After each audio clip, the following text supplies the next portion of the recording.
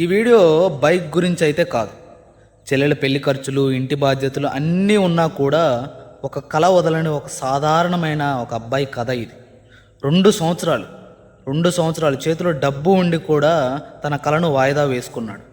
చివరికి అతని జీవితంలో బైక్ కొన్నాడా లేదా జీవితం అతన్ని ఓడించిందా? ఇది తెలియాలంటే ఈ వీడియో చివరి వరకు చూడండి, ఎందుకంటే ఇది మీ జీవితానికి చాలా దగ్గరగా ఉంటుంది. వీడియోలోకి వెళ్ళబోయే ముందు మీరు ఫస్ట్ టైం మన ఛానల్ని విజిట్ చేసినట్టయితే మన ఛానల్ని ఒక like and share and subscribe చేసుకోండి. ఆ పక్కనున్న బెల్ ఐకాన్ కొట్టండి. ఇలాంటి మరిన్ని రియల్ లైఫ్ మోటివేషన్ స్టోరీస్ మీ దగ్గరికి ఏదో విధంగా వస్తాయి. ఇక స్టోరీలోకి వెళ్తే, తెలంగాణలోని చిన్న గ్రామం, పల్లెటూరు మట్టి వాసన, పొలం పనులు, చిన్న ఇల్లు, బాధ్యతల మధ్య పెరిగిన ఒక సాధారణమైన ఒక అబ్బాయి కథ ఇది. ఆ అబ్బాయి పేరు రవి. రవికి చిన్నప్పటి నుంచే ఒక పెద్ద కల ఉండేది. తను ఏదో ఒక రోజు తన డ్రీమ్ బైక్ కొనాలని. కల పెద్దదే, కానీ ఎందుకంటే అతని కుటుంబ పరిస్థితి చాలా చిన్నది కాబట్టి. తండ్రి రోజు కూలి పని, అమ్మ ఇంటి పనులు, 2 చెల్లెళ్ళు, వాళ్ళ పెళ్ళిళ్ళ బాధ్యతలు. డబ్బు అవసరమే, కానీ బైక్ కళ అనేది లగ్జరీలా అనిపించింది.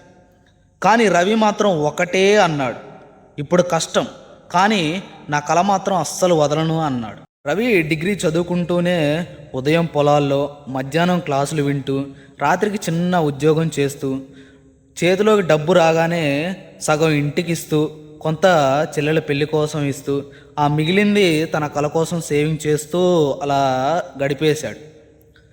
చాలాసార్లు మనసు విరిగింది. ఫ్రెండ్స్ అడిగారు కూడా, ఇంత కష్టపడి ఎందుకురా, బైక్ తర్వాత కొనుక్కోవచ్చు కదా అన్నాడు. కానీ రవి మాత్రం ఒకటే అన్నాడు, ఇప్పుడు కష్టపడితే రేపు గర్వంగా బతకగలను అని ఆ ఒక్క మాటే చెప్పాడు. అలా జరుగుతుండగా ఒక చెల్లెల పెళ్ళి రానే వచ్చింది. డబ్బు సరిపోలేదు.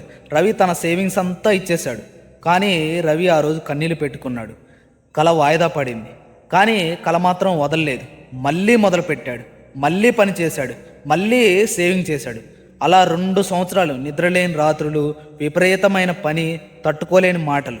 రవి ఒకటే నమ్మకం పెట్టుకున్నాడు, ఏదో ఒక రోజు నా కళ నన్ను వెతుక్కుంటూ వస్తుందని. రవి తన లైఫ్లో ఎంత కష్టపడ్డ తర్వాత డ్రీమ్ ఫుల్ఫిల్ అయ్యే రోజు రానే వచ్చింది.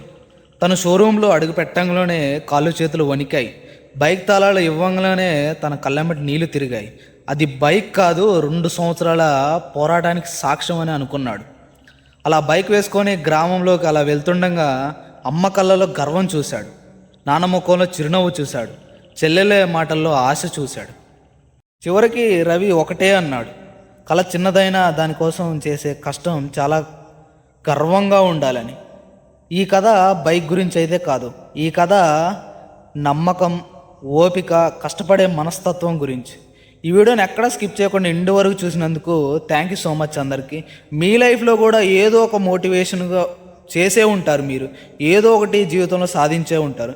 గవర్నమెంట్ జాబ్ అయినా, మీ సొంత డబ్బులతో బైక్ కొనుక్కోవడం అయినా, లేకపోతే సాఫ్ట్వేర్ జాబ్ కొట్టడం అయినా, మొబైల్ కొనుక్కోవడం అయినా, ఏదో ఒకటి కళ ఉండే ఉంటుంది, అది నెరవేర్చుకునే ఉండే ఉంటారు. అది చిన్నదైనా పెద్దదైనా నాతో షేర్ చేసుకోండి. నేను నెక్స్ట్ వీడియో మీ గురించే నా సబ్స్క్రైబర్లకి, యూట్యూబర్స్కి నేను మోటివేషన్గా వీడియో తీసి మీకు అందజేస్తాను. థ్యాంక్ యూ సో మచ్ అందరికీ.